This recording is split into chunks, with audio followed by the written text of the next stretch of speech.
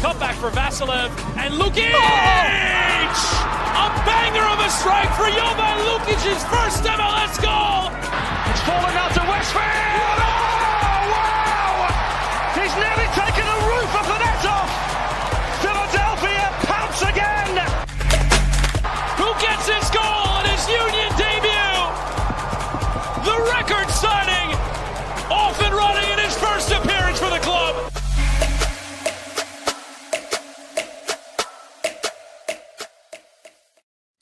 Hello and welcome to the Free Kick Podcast. My name is Todd, and your Philadelphia Union unfortunately dropped 2 points last night as they draw against Toronto FC 1-1 with an Indiana Vassilev goal in the 4th minute, followed by a DeAndre Kerr game-tying goal in the 91st minute. And so I have lots to talk about, some controversy. I know after the game, a lot of fans not too happy with the second goal given with Tai Baribo, and we'll be sure to talk about that. Play Bradley Cornell's thoughts on that goal being taken away, where he had thought that kind of killed the Union's momentum. We'll go ahead and talk about how the Union continue to concede goals the last 15 minutes in the first half and the last 15 minutes in the second half. Can the Union correct that with 8 games to go?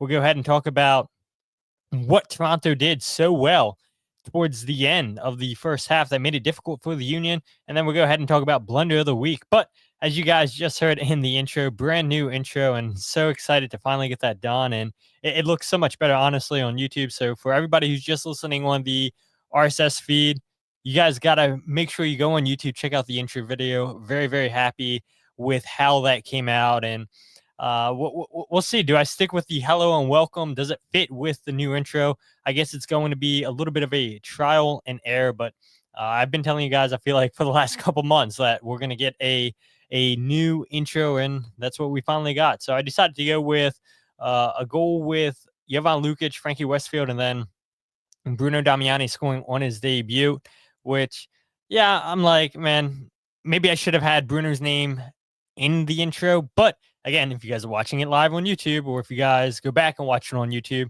you guys will see Bruno Damiani is included in the intro video. And so I'm super happy with how that came out, and hopefully you guys like that as well. Go ahead and pull up some comments. Jillian Almany says, yes, fire new intro. John says, W intro. Shaggy says, Todd the God, let's go. Jazz says, nice goal. Then Nada, don't understand the offsides call. Yeah, we'll talk about that here in a bit. Michael says hello and welcome, which, by the way, Michael, so glad to have you back on the live stream.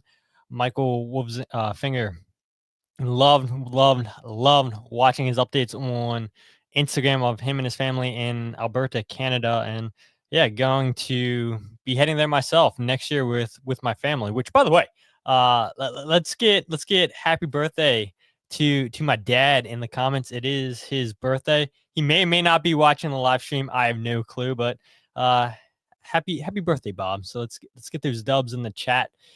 But John says hello and welcome has to stay forever.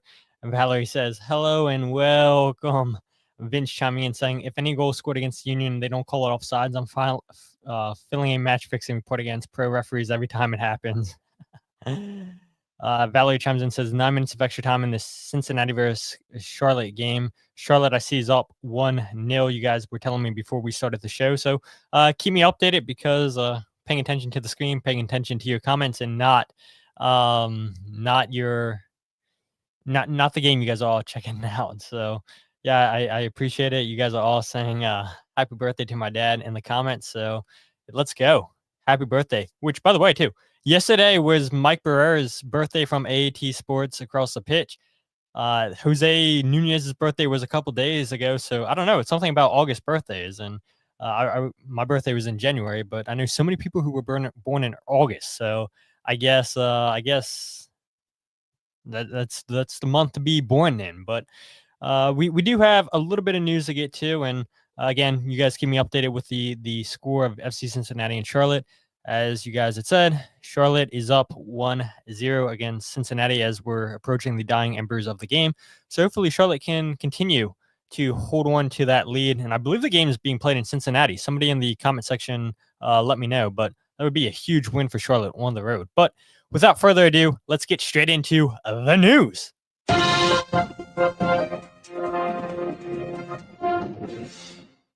All right, so we talked about Milan Iloski last episode with Dave Leno and Jose Nunez, which, by the way, shout out to Dave Leno for coming onto the podcast, gracing us with an hour 30. Was not expecting the podcast to go that long, but Dave's a legend, and we're going to go ahead and try to get Dave back on once playoffs are here. So loved having Dave on the podcast and loved having all you guys interacting with us. I do feel a little bit bad because I couldn't pull up all your comments like we normally do on the show, but yeah, the last episode was great with Dave and Jose. But the only bit of news that I want to go ahead and talk about is MLS finally releasing their playoff schedule.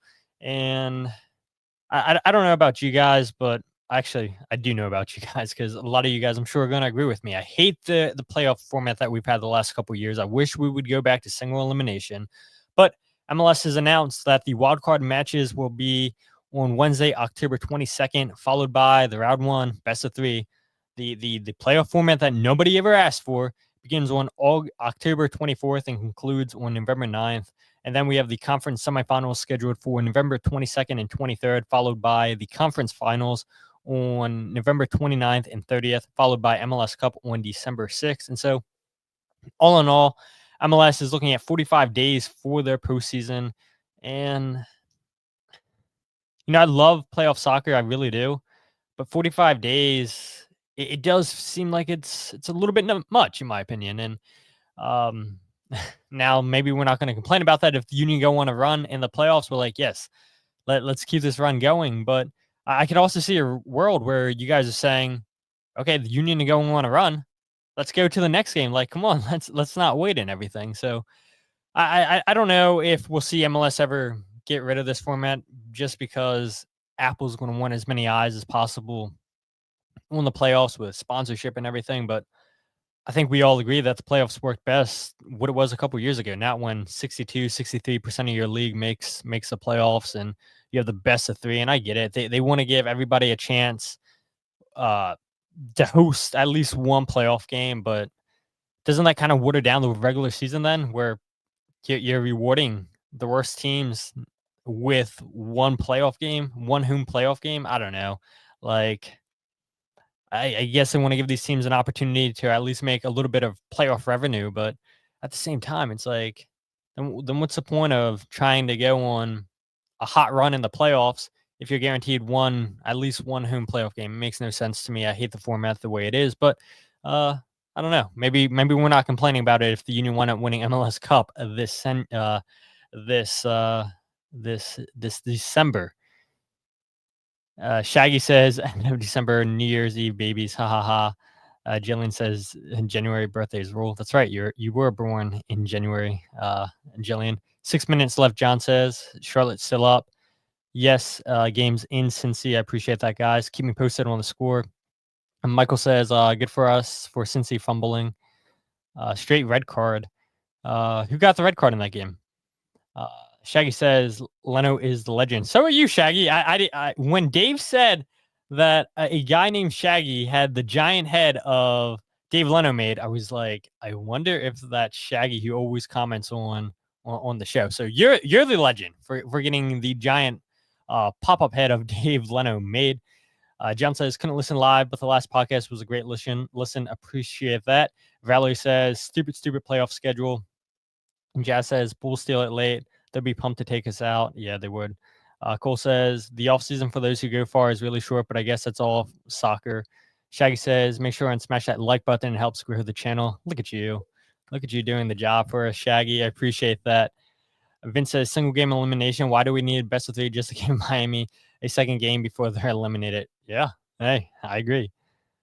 Aguna for Cincinnati, that is. So yeah, I mean, looks like Cincinnati's probably going to wind up losing this game, and yeah, it's great because the Union will stay in first place then in the Supporters Shield, have a 2-point lead, I believe it is, over Cincinnati. And man, it sucks because they could have got all 3 points last night. Then you have an even bigger lead, and you see last night Nashville falls to St. Louis 3-1, and Yeah, a lot of favors, a lot of results going the Union's way. It looks like Columbus Crew obviously don't have a match. Didn't have a match this week. They play next weekend against August, so they do have a game in hand, but they have 44 points compared to the Union's 51. So the one team you got to be afraid of is Inter Miami. Miami is a team with a bunch of games in hand, but man, just seeing the results go the way of the Union, and they still come away with a point. They still increase a slight lead over Cincinnati.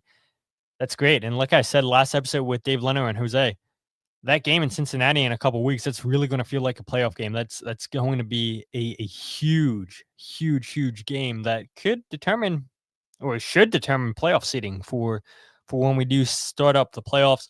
A lot of you guys in the comments are saying great save by Kalina. Final, Valerie says 1-0 Charlotte. So it's a huge result for the Philadelphia Union as Charlotte go into Cincinnati and get all 3 points. Get a late goal from Wilfred Zaha.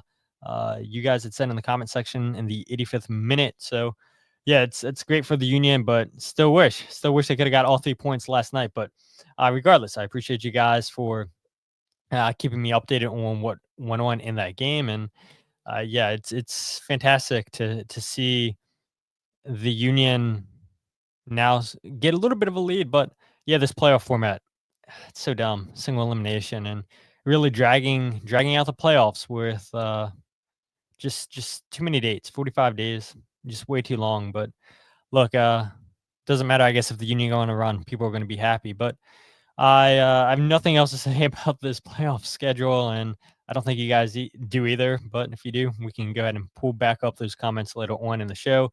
Let's get straight into last night's Philadelphia Union versus Toronto game. 1-1 score. Indiana Vassilev in the 4th minute. DeAndre Kerr in the 91st minute.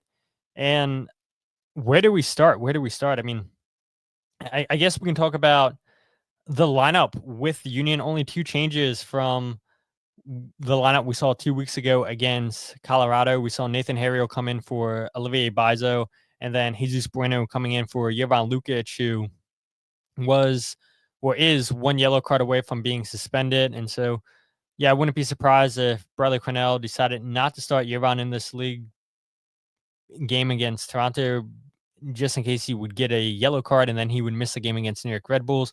We do know Jakob Glesnes got a yellow card in this game, so he'll miss the game against New York Red Bulls over the weekend, which, by the way, soft yellow card or no for Jakob Glesnes. It just seemed like a coming together. Didn't seem like there was really anything in it.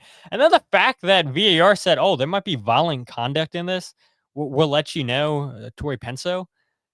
I mean, when you watch the foul back, I'm like, this is just typical. I mean, the amount of times that Bruno Damiani got knocked to the ground this game and he didn't draw yellow cards, it's like Damiani took more content than what Bren Hildson did for Charlotte, the player that Jakob Glesnes had a coming together with. But what a soft call, and yeah, it's a huge loss for the Union against New York Red Bulls over the weekend with now down another center back. We know Jan Glavinovic is still out, and who knows if we'll see him anymore this season. And it is a shame. And I would imagine that we'll probably see Nathan Harriel and Makanya as the 2 center backs against New York Red Bulls. Frankie Westfield comes in as the right back, and of course you're continuing to have Kai Wagner as your left back. But yeah, what a soft call. I mean, I really, really, really don't believe that was yellow card worthy. And listening to some fans after the game, just walking down from the press box into the press conference room, I heard some fans when I was walking saying they thought Tori Pensos was not good on the night. I saw or heard some people say that they thought she caught a pretty good game. And I don't know where you guys stand on the referee decisions last night. I would imagine because the Tai Baribo goal got taken away, I think some people would probably disagree and say that, yeah, Tori had a horrible game last night. But I don't think she was terrible, but I do think that was a terrible call on the Jakob Glesnes foul. Jillian says it was soft. I had a great view of it. And John says, yeah, it was a little harsh on Glesnes. Vince says the reason Voracek was so quick is because they realized it wasn't a foul. Absolutely embarrassing. Shaggy says sorry, and I hate to bash the refs, but man, Torrey was not very good. Cole says definitely saw but Glesnes could use the rest. That is true. Is this his second game now this season that he's missed because of yellow card accumulation? I feel like that's correct, but you guys would probably correct me in the comment section if I'm incorrect. Michael says I had not great things about Torrey from the last Miami game against FC Cincinnati. That was poorly officiated game. Cole says she had a big mistake in the Cincy Miami game, but it helped us out a lot. So yeah, Michael and Cole in agreement on that. And Vin says 2 games rep by Pro yesterday, and both were god awful. I wouldn't wish watching soccer rep by them on Red Bull fans. Yes, second game this season. You guys are saying that Jakob Glesnes is now missed on yellow card accumulation. So, yeah, that's disappointing. That Glesnes picking up lots of yellow cards, but I guess that's what you expect for your center backs, especially a team that plays as aggressive as the Union. And when I last looked a couple days ago, the Union did lead MLS in fouls. I'll try to pull it up here. I wouldn't be surprised if the Union still lead teams in fouls. I wonder, you guys can pull it up too while I look at fouls. I wouldn't be surprised if the Union lead MLS teams in yellow cards. I mean, they foul so much, and I feel like there's always so many questionable calls that go against them. And we'll talk about that Houston game, I think, too, a little bit later on in the show, because to give the Union a penalty kick, still a little bit salty about that, then pull it away. I mean, come on, what are we doing? Fouls, 382, the Union lead, and yellow cards, the Union also lead with 70. So, yeah, I mean, you expect that with the Union. With them to always play aggressive, always to have more fouls than the opposition. They like to rough teams up, and I just don't agree with the call that Torrey Penzo said that was a yellow card. Morial and Jazz says nice. So I would imagine that Orlando City's up on Inter Miami, which can also help the Union. So yeah, hopefully Orlando City continues to roll against Inter Miami again. Keep me updated on what's going on in that game, guys, and I appreciate that. But I do want to talk about the Indiana Vassilev goal before we talk about the goal that the Union conceded and why, in my opinion, I thought the Union really struggled after they scored that goal. And so you go back and watch that goal, and the Union, I mean, they've had moments like this throughout the season where they play really, really, really great soccer, really great first time passing, moving into space. You had Coelho switching the play over to Richie Larea on the right side of the field, Union's left side. It's a heavy touch by Larea. Kai Wagner, 50-50, ball eventually comes to Damiani. But what I love about this play is just on the left sideline, the triangle passing from Kai Wagner, Daniel John Jock, and Quinn Sullivan. Toronto, they started this game playing a back 3, a back 5 when they're defending, whatever you want to call it. And so that meant that they were playing with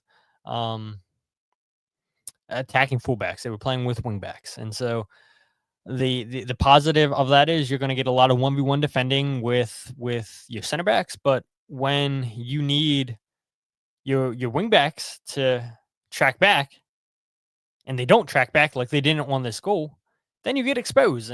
And Toronto changed that 25 minutes into the game, realized that they were giving the Union way too much time and space. But it was really good passing by the Union on the left side of the field. A lot of quick first-time passing between, like I said, Kai Wagner, Daniel John Jock, and Quinn Sullivan. The ball eventually comes to Tai Baribo, and that's exactly what the Union wanted to do in this play. Quinn Sullivan pulled Rosted, one of the 3 center backs, out of position, and then that left 2 center backs 1v1 against Bruno Damiani and Tai Baribo. And now you have a man advantage on the right side of the field because Corbeanu doesn't track back. And so it's great vision by Tai Baribo to find Indiana Vassilev looking straight down the right side of the field. Good touches for Indy. Scores with his weaker right foot. But we see the Union throughout the season score goals like this where it's just great first-time passing, quick movement into space. And they're a very quick team. They're very dynamic. And I think maybe because the Union scored so early in this game, that probably cost them a little bit, if we're being honest.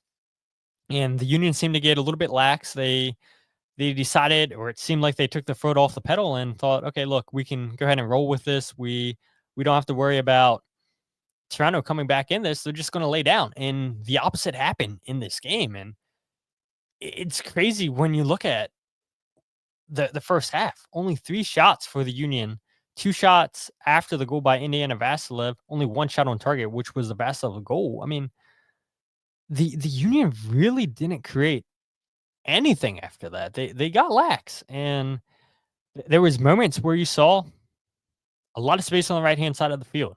I don't know if you guys could see that on the stadium. I don't know if you guys could see that on the broadcast, but sitting higher up, you could see so many opportunities on the right side of the field with Vassilev, with Nathan Haverhill just running into space because you had Theo Corbino just not tracking back. And credit to Robin Fraser for realizing that and making a quick tactical change and switching to a back 4. And because of that, the Union struggled, in my opinion. They really did struggle once Toronto made that switch. And I saw your comment on Twitter, Vince, where you're like, yeah, you're curious to hear my thoughts on what changed for Toronto. And I'm probably making it sound more simpler than what it really was, but it was a big switch where Toronto, they're lining up with 3 in the back, 5 when they're defending, or it should have been 5 when defending.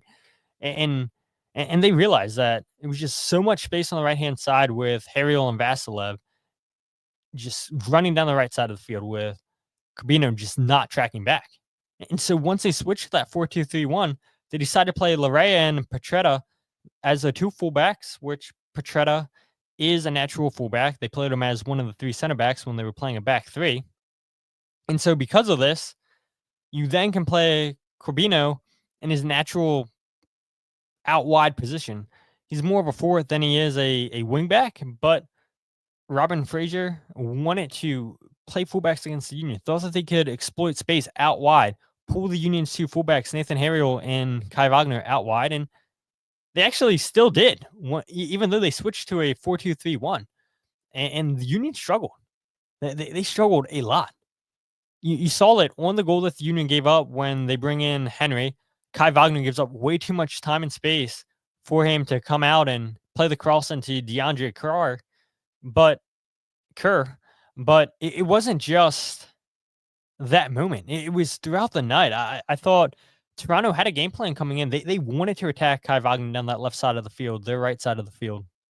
And for whatever reason, Kai Wagner was just giving way too much space to the outside midfielders. Occasionally, you would get Quinn Sullivan tracking back and helping out defensively, but it didn't happen all night long. And maybe Kai Wagner was expecting Quinn to come out a little bit more and help track these fullbacks and track these midfielders with him.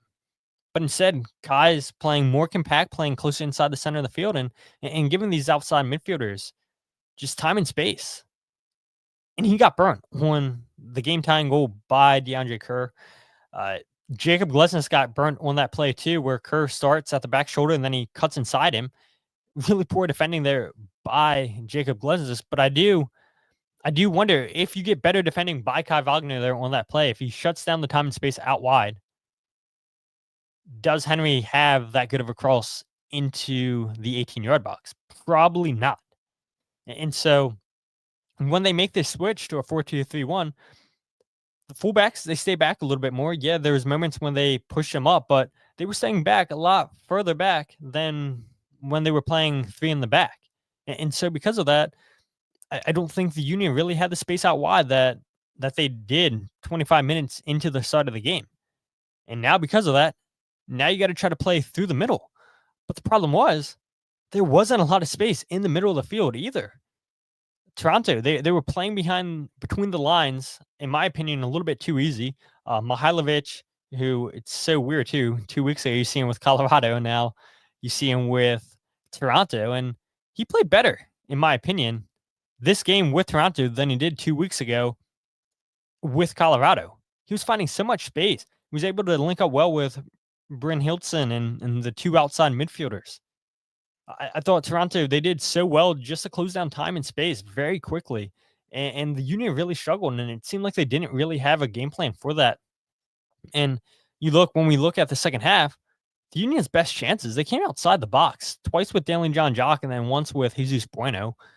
Danley and Jesus both hit the target once, but the Union really couldn't get anything going because of the time and space that Toronto closed down. And you feel like it was a missed opportunity for the Union, and you really do. A struggling Toronto team who only had one win in the last 5 games, and that one win came on the road against San Diego, which, okay, maybe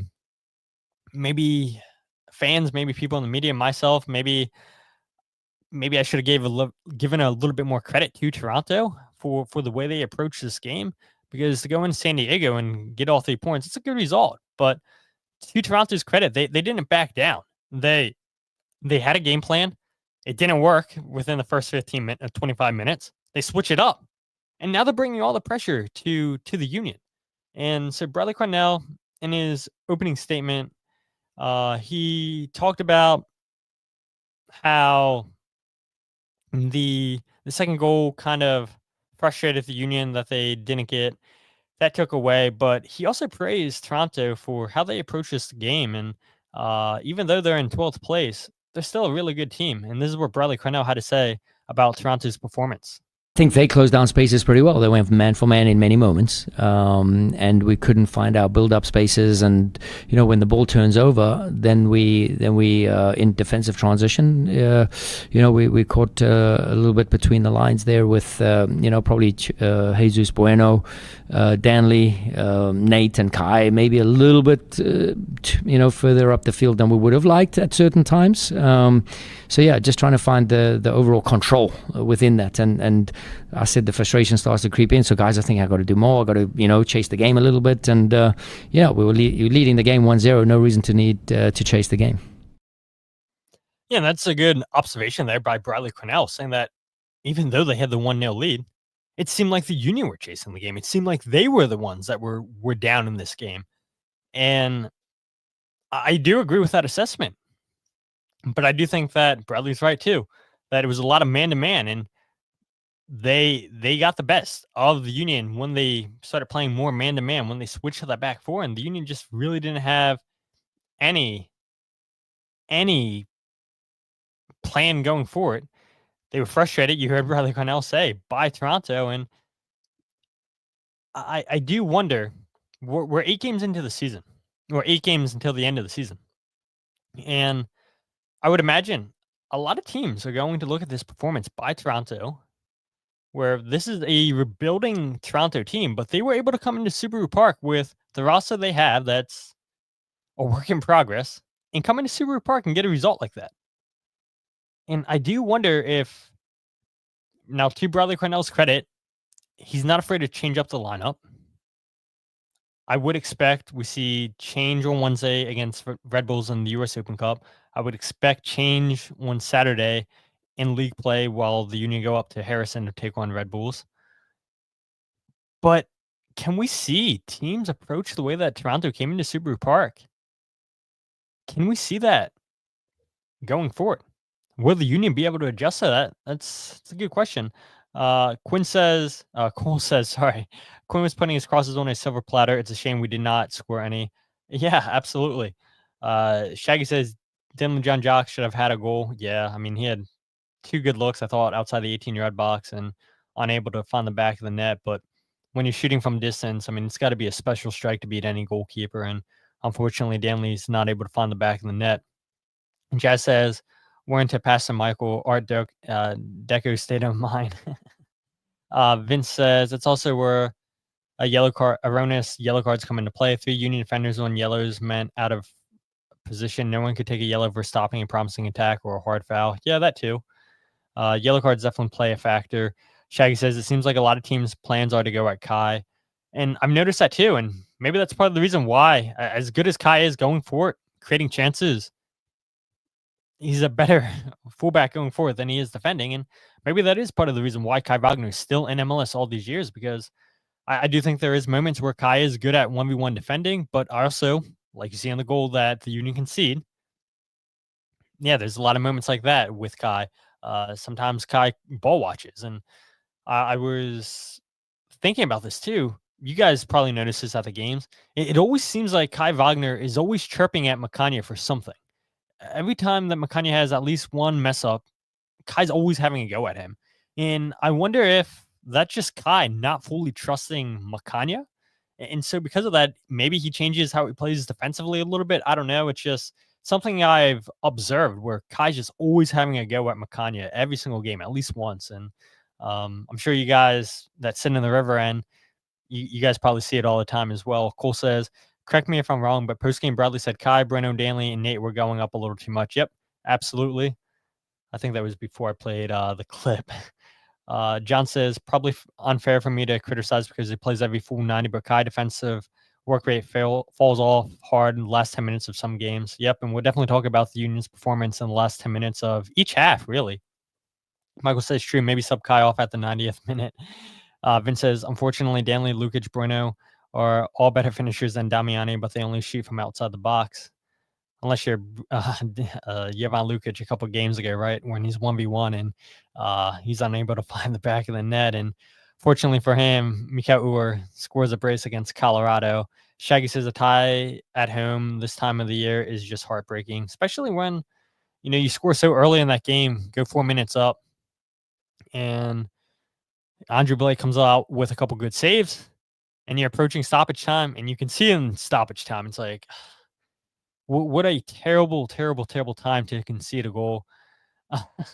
Jazz says Damiani is Artagesta at this point. Oh, man. Why'd you have to bring out that name?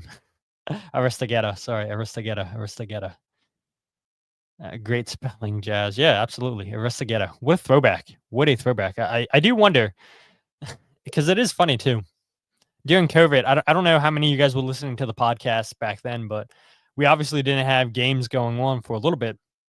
And so I hosted a game show on the podcast. And so I started looking up just all these player names and everything. And I started having this trivia show and inviting you guys, the fans, on the show to compete against each other, testing your Union knowledge. And man, I was really like, when we would go farther down into the later rounds, man, I would really dig names out of the rabbit hole. And I do wonder if a lot of fans, like current fans, know a lot of these names, because I feel like the last couple of years with all the success the Union have had, granted it hasn't come with a trophy, but I do wonder if a lot of this fan base still remembers some of those older names. I would say it's probably split 50-50. If you go up to random Union fans in the stadium and ask them a player like Aristogeta, they'd be like, who? Is that a player? Like, what is that? Michael says, I'm a fan of Bruno, but I agree. I need him to finish better.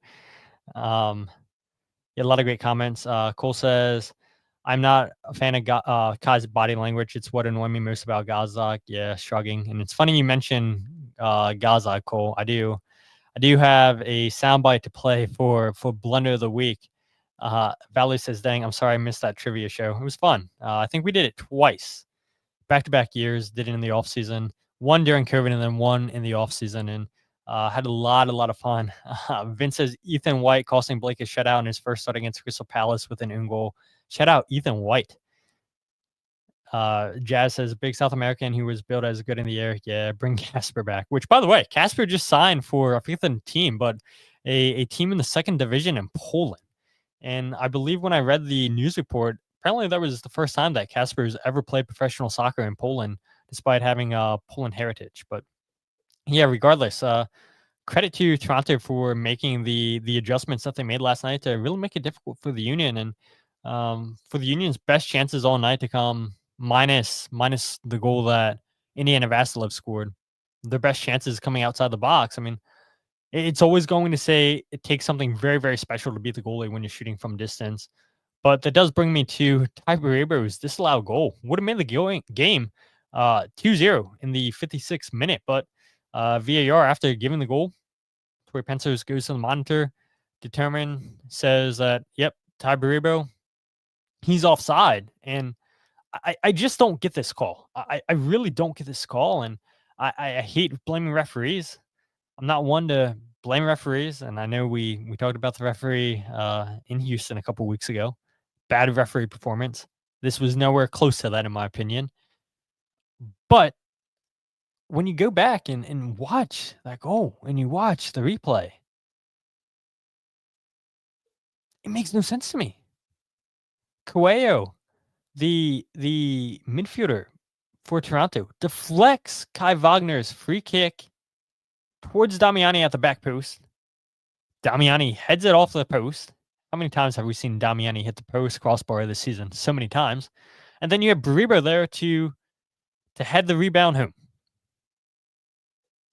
And yes, Baribo is offsides initially when Kai Wagner kicks the ball, but he doesn't affect the play. He's nowhere close to Coelho. Nowhere close. And so I'm not sure why they decided to say, yeah, Baribo is offsides, he interferes with the play, whatever, no goal.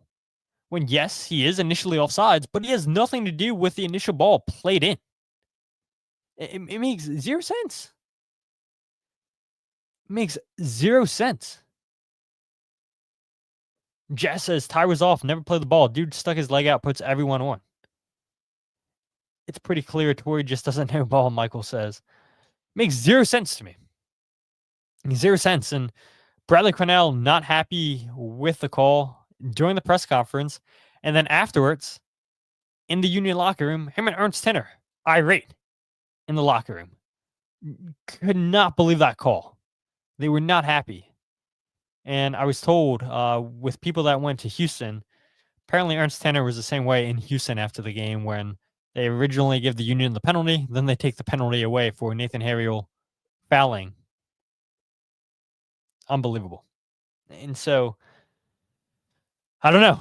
Next Saturday, I think that's when Pro comes out with their decisions. I guess we'll see if they say, yep, Tori Penzo made the right call on the field. No, she didn't make the right call. I mean, I would imagine that Pro's probably going to back her since they sent her to the monitor. She had a look, and she said, yep, Tai Baribo, he's offsides.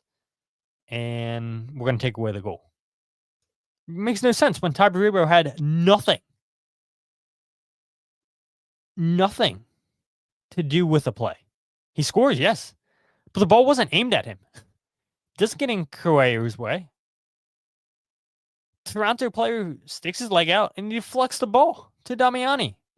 It's a ridiculous call, but Bradley Cornell in his opening statement talked about that disallowed goal and how it kind of changed the momentum for the Union for the rest of the game.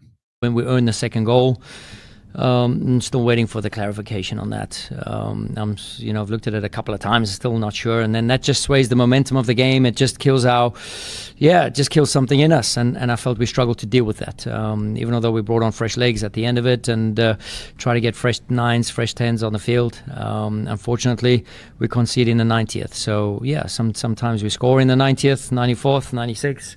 Wasn't meant to be. They get one. We have to walk away with a point. You can see they renewed energy. Georgi Mihailovic picks up good spaces, floats between the lines and then creates some real problems. So, the parity in this league can be very evident at times. And I guess that's what makes MLS so exciting, right? Any given week, anybody can win. I mean, look at tonight. Charlotte going into Cincinnati.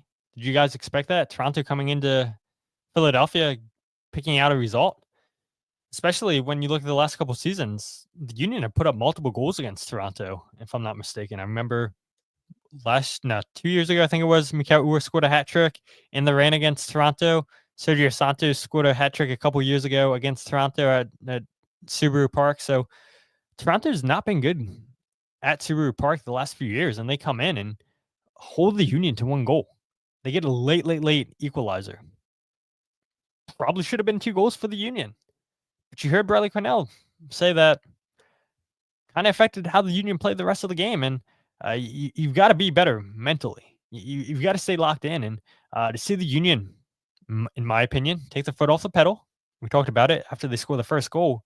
You got to stick it to Toronto. And it was unfortunate to see that the Union just, for whatever reason, well, we know the reasons, we talked about it, but yeah, just couldn't create more chances, couldn't finish off more chances. And After you had 27 shots, I think it was a couple weeks ago, 28 shots a couple weeks ago against Colorado, 11 shots on target, 12 shots on target, to now end this game against Toronto with 12 shots total, 3 shots on target. I mean, it's crazy, night and day difference. But maybe Toronto, I mean, you heard Bradley Cornell say it's a renewed energy with that team. They get rid of the 2 Italians. They bring in Mihailovic, who's their only DP on the roster. It's a complete rebuild. And yeah, I mean, it's a lot of players playing for positions on this team next year. And they took it to the Union. They were not afraid after conceding so early in this game. Vince says Bradley whines occasionally, but he was yelling at the 4th official on the AR, and one of the coaches had to send him down to save him a card. Jazz says league makes it up as it goes along. Screw the U at every opportunity. Cole says no matter tie is there or not, the defender is sticking his leg out. Absolutely. Valerie says I don't think I'd like to be around Tanner when he's mad. Yeah, Ernst Tanner was not happy at all. Cole says they probably won't even include inside a pro video. You're probably right. Vince says you have to pro-proof your game for the superstar teams. That's only at 1 goal. For the Union, it needs to be 3-6 depending on the referee.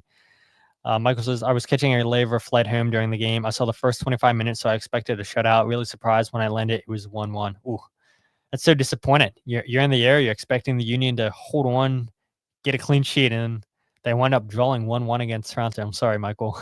I'm sorry. That's what you had to land back to. But yeah, unfortunate call. I don't agree with it, and we'll see what Pro says. We'll see if Bradley Cornell got that decision that he's waiting for. Maybe he's still waiting on it, just like the rest of us. But the last thing I do want to talk about before we get into blunder of the week is the Union dropping points, because yeah, that is a team that Bradley Cornell says renewed energy. You have players that are playing for their jobs next season. I do think it's a bad Toronto team. Maybe not as bad as the standings say they are, but still, this late in the season, you got to get all 3 points. You got to get all 3 points against teams like Toronto, who sit in 12th place, only 22 points on the season. You got to get results against them. You got to get 3 points this late in the season. If you want to fight for titles, if you want to be a serious Supporter Shield contender, that's a game you got to win. The Union dropped points 3 weeks ago against Houston Dynamo. Is that really the Union's fault? Maybe not. With how poorly that game was refereed, maybe not. But again, you want to take care of your business and don't allow referee decisions to dictate how the game goes. Union created some chances against Toronto, but didn't really put too many shots on target, only 3. And so I think the Union would blame themselves more than they would the referee. Yeah, they probably do feel hard done that the second goal got taken away, and maybe the floodgates start to open if the Union gets that goal with Tai Baribo. Maybe Toronto pushes a little bit more. Maybe they're forcing things, and now the Union can go and score a couple more goals, and maybe it's a big blowout win. Maybe not. We'll never know. But you've got to get results against teams like Toronto. You've got to get 3 points. They've now dropped points against Inter Miami when they were up 3-1 after the 75th minute. They give up a 95th minute equalizing goal. And they drop points against Columbus Crew at home, concede an equalizer in the 93rd minute. You concede an equalizer now in the 91st minute. In Toronto, too, they almost won. They had another chance. I forget what minute it was in stoppage time, but the shot wasn't on target. It was close, but I was like, wow. I mean, imagine the Union go 90 minutes in this game up 1-0, and you just got to see out the remaining time in stoppage time. You concede the first minute in stoppage time, and you almost give up a second goal. That would have been comical to see. I think it was actually DeAndre Kerr, too, if I'm not mistaken. He had a header from a corner, if I'm not mistaken, towards the end of stoppage time. But yeah, to see the Union now concede 3 goals, and I know they've scored late goals in games. They had a comeback victory months ago against LA Galaxy. Bradley Cornell's talked about, you're going to have moments like these games. But against Toronto? Really? Against Toronto? That hurts. And yes, the Union come away with a point, but you guys at the beginning of the show are talking about how it's a huge result for the Union that Cincinnati lost 1-0 to Charlotte. Imagine if the Union win that game. Nashville lose last night to St. Louis. Now tonight, Cincinnati loses. The Union would have had 2 more extra points. They could have been up 53 points. 53 points they could have been on right now, where Cincinnati sits on 49. And now you have a 4-point cushion. And now it wouldn't feel like a must-win game going in Cincinnati. You could you could be okay with getting a draw in Cincinnati in a couple weeks. And maybe you still could be. But I feel like maybe there's a little bit more pressure for the Union to come away with 3 points away at Cincinnati. That's going to be a huge game, a playoff-like atmosphere, I would imagine, at TKL Stadium. But you've got to get points against bad teams like Toronto. You got to get all 3 points. It's 8 goals now in the final 15 minutes in the first half that the Union can have conceded. 9 goals that they've now conceded in the final 15 minutes. They've conceded equalizers or go-ahead goals 7 times this season to Nashville, Montreal, LA Galaxy, Columbus, Montreal, Houston, Colorado. 7 equalizers or go-ahead goals, and that's all in the final 15 minutes of games. 8 goals, I said, conceded in the final 15 minutes in the first half. And I know they don't concede one in the first half in this game, but that's really, really poor. And so Bradley Cornell, the reason I bring that up is because Bradley Cornell was asked about how this team defends in the final 15 minutes of the first half and the second half. Is that something they can correct, that they can get better at with 8 games to go on the season? This is what Bradley Cornell had to say. The intensity we play at and the levels we play at and the way we push the guys in training. And yeah, sometimes we squeeze games late in training just to make sure that the guys are on, high alert with certain moments, and you maybe blow a foul. You try and keep the edginess in training in many ways. So, and I think it's totally natural. We try and get Milan out on his, representing us on his debut, trying to get him integrated in as soon as possible. So, and then, listen, there's a bit of work to do still. There's 8 more games, and we're going to push and see where we'll end up at the end of the season. So, again, this is a journey. And Bradley Cornell's used that line a couple times this season, saying it's a journey. But you have 8 games left, playoffs approaching. You want to work out these kinks, because you're going to get punished in the playoffs if you continue to concede late goals. If you continue to concede goals the way that you do. It's got to be better defending by Kai Wagner, better defending by Jakob Glesnes on that goal that DeAndre Kerr scores. But 8 points at home from even/winning positions. 8 points lost, Jazz says. I mean, it's ridiculous. Toronto, in his opinion, was better for him from the 30th minute. Philly ran out of stamina and ideas at the end. They definitely did run out of ideas. But, yeah, I mean, we've seen it all season long. 8 goals conceded in the final 15 minutes in the first half. Now 9 goals conceded in the final 15 minutes. And you don't want to talk about trends, but it kind of is a trend, right? It kind of is. And yeah, you could correct things. And you heard Bradley Cornell saying, yeah, we were intense in training, and they could do different things in training to try to correct these results. But you kind of what you are, right? This late into the season, 26 games in, you are what you are. And hopefully the Union can stop conceding that late in the first half in games. Stop conceding equalizing goals or goals to go ahead in the first half. Stop conceding equalizing goals in stoppage time in the second half. Because you're going to be punished in the playoffs if that happens. And so it feels like a loss last night. It really does feel like a loss, and it's disappointing. It is disappointing. Valerie says, so what did we see from Milan last night? His first touch in the game, right, was a shot. It was blocked. And I know a couple of us in the press box who were saying, man, imagine if Milan's first shot winds up in the back of the net. I mean, he just didn't get enough service from here, right?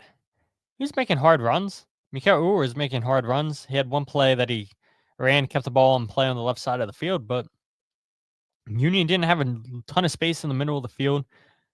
couldn't really get service inside the box for Mikkel or Milan. And so it's hard to judge his debut.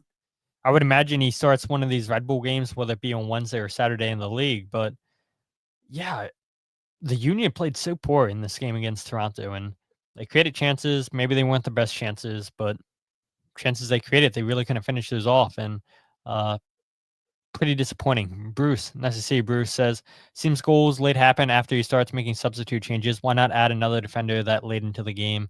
That's a good question. On the bench, you had Frankie Westfield and Olivier Bizar as your two defenders, and I think we could all agree if you're playing to hold on to the lead, you're bringing on Frankie Westfield and not Olivier Bizar to hold on to a lead.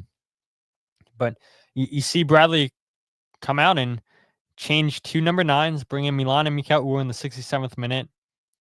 You bring in Jovan to shore up things in the midfield in the 81st, and then you bring one later on in the game, just bring on fresh legs, and Alejandro Bedoya and Kevin Sullivan in the 88th minute for Vassilev and Quinn Sullivan. And yeah, unfortunately with these changes, and we've seen it a couple times this year where he changes things up positionally and the Union can see the goal. And I think that's part of the reason why Jim Curtin would tell you, I don't make as many substitutions. And yeah, the fans get upset with me, but I don't want to disrupt the structure. That's what he would always say when he would sub out players, change up the lineups. He would never want to sub out more than 4 players because it disrupts the flow of the team, he would always say. And so, yeah, on one hand, I can understand why Jim Curtin isn't making his substitutes.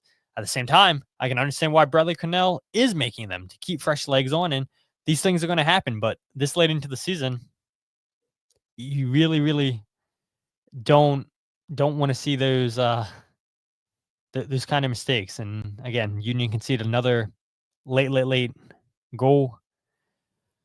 And it's unfortunate to drop 2 points against Toronto, a struggling Toronto team that, yeah, they are in a rebuild. They have a lot of guys that are playing for their jobs next season.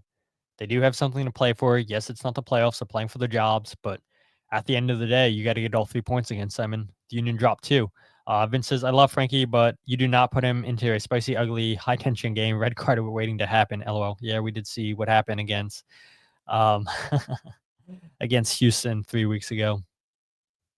Jazz says, 1 center forward and 1 off-ball forward to play off of, please. Yeah, that would be nice. I mean, the transfer window is still open. I would imagine if the Union do anything, it's got to be a center back, right? You're 1 injury away to Jakob Glesnes or Oluwatu Makanya before disaster happens. So we'll see. We'll see what the Union do. If they go out and sign anybody else, the transfer window, secondary MLS transfer window closes on August 21st. So Union, 11 days to go out and make something happen. And if you bring somebody in, it's got to be a center back, in my opinion. But yeah, we're going to go ahead and get to Blunder of the Week. I'm not going to go ahead and share the banner yet because there were so many great Blunder of the Week nominations. And I saw Jillian Almany in here. I don't know if her husband Kyle's watching. If not, he's listening live to this back. I did tell him I was going to do this, but Kyle is definitely not catching Blunder of the Week, but he was up for the nomination for this week because driving to the stadium, I didn't look at the lineup because I was driving, obviously, but Kyle sends us in the group chat. He says, there's no Frankie Westfield on the bench. And then a couple minutes later, he texts back and he's like, just kidding. He's on the bench. And I'm like, Kyle, what are you doing? Like, you should get Blunder of the Week for that, Kyle. But because there was other great nominations, you're spared this week. Jillian says he's not. He's asleep. So Kyle's going to have to listen back to this. But I did tell him. I did tell him that he was up for nomination for Blunder of the Week. And then before the game, before Toronto and Philadelphia, the MLS Spanish Twitter account put up a post of their interview with Jesus Bueno before the game. And they say that Jesus Bueno was talking to them before the Colorado Rapids match. And they show the Toronto logo right below. and the official account comes out, and the official Spanish account for MLS comes out and says, yeah, Jesus Bueno speaking before the Rapids game, even though down below it shares a Toronto logo. So that was a strong nomination. And then we got on Friday another nomination for Blunder of the Week. And again, you guys throughout the week, you guys can send in your Blunder of the Weeks on Twitter, on Substack. You guys can message me, Instagram, email. I think that's probably public out there someplace. Facebook. I don't know. There's so many ways for you guys to get in contact with me. And so if you guys have nominations, feel free to send them in. But Philly River sent in a really good nomination. This fell number 2 on our list of a Columbus Crew podcast. And I'm going to play the clip here for you guys. Their name is For the Crew. They were talking a couple days ago about Daniel Gazdag being their worst transfer ever in team history. And so I want you guys to hear this conversation. It's about 1:25, and then we'll get to the actual blunder of the week. But yeah, I can't believe this was a conversation. I was thinking about this yesterday, Matt, during the Lyon game. In Crew, do you know of any players that we've had a major loss on, like the worst transfer in our history, like as a club? Like a player that came in expected great and then just flopped hard. Was there any players like that in the past, or could Gazdag like for big money? Yeah, for big money. I mean, early on in the DP era, there was like Mendoza, but I don't think we paid a ton for him. Yeah, early in the era too. Like our DPs were kind of just mid in general, other than Higuain. He was the one that I was gonna think of. Mendoza. Yeah. Yeah. Maybe Kevin Molino. Was Molino a DP? Well, Molino was big money though. He was. Yeah, he was right. He was on the cusp. Yeah. Yeah, Molino was big money, and he did play some atrocious games. But in the end of the day, he gave us that win over Cincy. He got the assist that mattered there. Yeah. Yep. that's my boy now. And he's still getting calls for Trinidad. He had some really good defensive plays towards the end of MLS Cup. So yeah. So yeah, I can't think of one. So yeah, I was just thinking of like the biggest loss in Crew history in terms of player transfers. Currently, it's looking like Gazdag, which you hate to see for being our current season. And Cole comments and says that I'm not sure if I've seen a positive comment about him. Jazz with a joke says they think he isn't hungry enough. Valerie says, boo. I mean, I get it, right? You pay a big fee for Daniel Gazdag. And we knew it here in Philadelphia. A lot of his goals came from the penalty spot, but then there are a lot of goals that we saw from Gazdag from open play. And so I got to imagine, right, that it does take a little bit of an adjustment for Daniel Gazdag going to a completely different system than what he was used to here in Philadelphia, where they play with 2 10s. And yeah, under Bradley Cornell, you switch to 2 10s, but it's different. I mean, it's a possession base with Ananse in Columbus, and a lot of what it is in Philadelphia with your 2 10s is a lot of pressing. You're not going to hold on to the ball a lot, and so I would imagine it's a adjustment period for Daniel Gazdag in Columbus. But to hear these guys discuss saying that Daniel Gazdag is the worst transfer ever in Columbus Crew history, like I don't know the Crew inside and out, right? But there's got to be worse players that have transferred to Columbus Crew. I mean, you guys in the comments probably know players off the top of your head who would be a worse transfer than Daniel Gazdag. I mean, come on, what are we doing? Like Jazz says, top scorer in Union history. He knows how to score in MLS exactly. They were so excited when this deal was announced, and now because he's not scoring, the worst transfer ever. Valerie says definitely blunder of the week worthy. Cole says most fans are mad they extended him without seeing him play, and I think maybe that was part of the reason why Ernst Tanner wanted to move on from Daniel Gazdag, because he wanted to be paid more than what Ernst Tanner thought he was worth. And congrats to Daniel and his agent for getting the bag from Columbus, and maybe Ernst Tanner again strikes a masterclass and shows I'm right again. that Daniel Gazdag is not worth the money, and now he's somebody else's problem. And yeah, well, if you listen to what all the Crew fans say, worst transfer ever in Columbus Crew history. Worst transfer ever. I don't agree. Michael says he doesn't seem like he fits the system as well as everyone imagined. Time may change that though. Yeah, exactly. Give him a full off season where he can train week in, week out with Ananse and this team. So I don't know. I don't know why these fans think Daniel's the worst transfer in Columbus history. There's no way that can be. But let's go ahead and do actual blunder of the week. So 4 nominations this week. Blunder of the week, you guys probably saw this. It's floating everywhere on social media. There was a lot of articles written about this because yet, once again, we have another Bastian Schweinsteiger-esque moment in MLS history.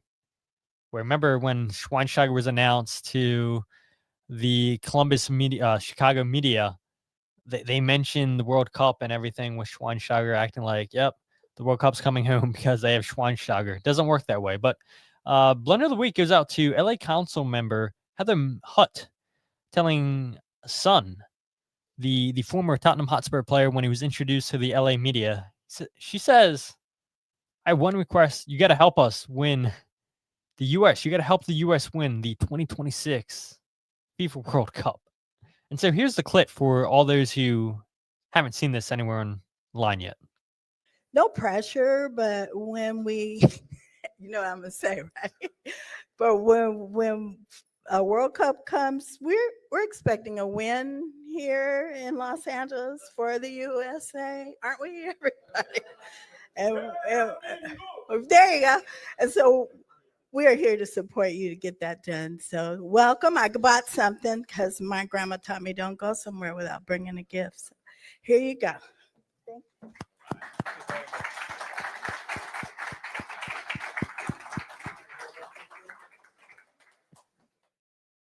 What do you guys think the gift was? For people who aren't watching this live on YouTube or watching back on YouTube, it was a little gift bag.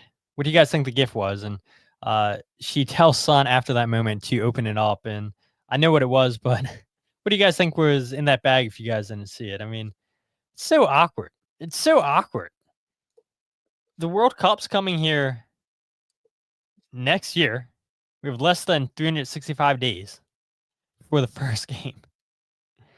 And what makes this worse is this councilwoman. She's in charge of she represents the Korean community in LA. And she gets it this wrong. This wrong. All it takes is a little bit of research. A little bit of research to know that Son cannot play for the US. He is South Korean. The area in LA that you represent. He is South Korean. He is not an American. And so for you to say we have one request, and she sounds so confident. She's like, you guys know what I'm gonna say. And I bet you there's people in the room like, don't say it. We know exactly what you're gonna say. It's gonna be another Bastian Schweinsteiger moment. And now all these foreigners are bashing us Americans because we don't know anything about soccer.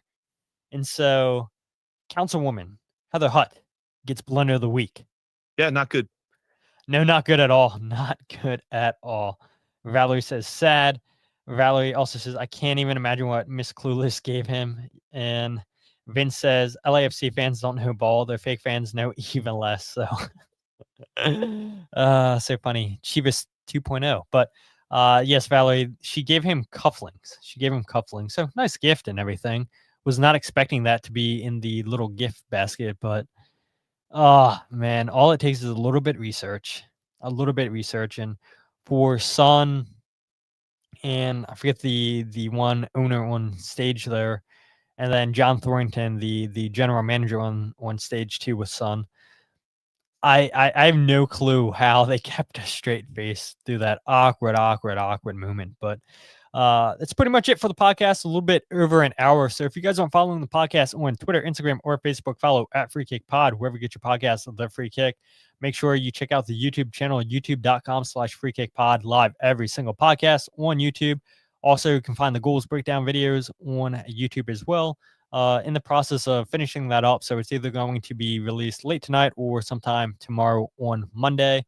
And then you guys can check out my writing. I do have a match recap article out on my Substack, thefreekick.substack.com, where you can check out my articles, my goals breakdown video, and the podcast all in one place. Super easy for you guys, but I appreciate you guys interacting, you guys keeping me updated with so many scores going on tonight.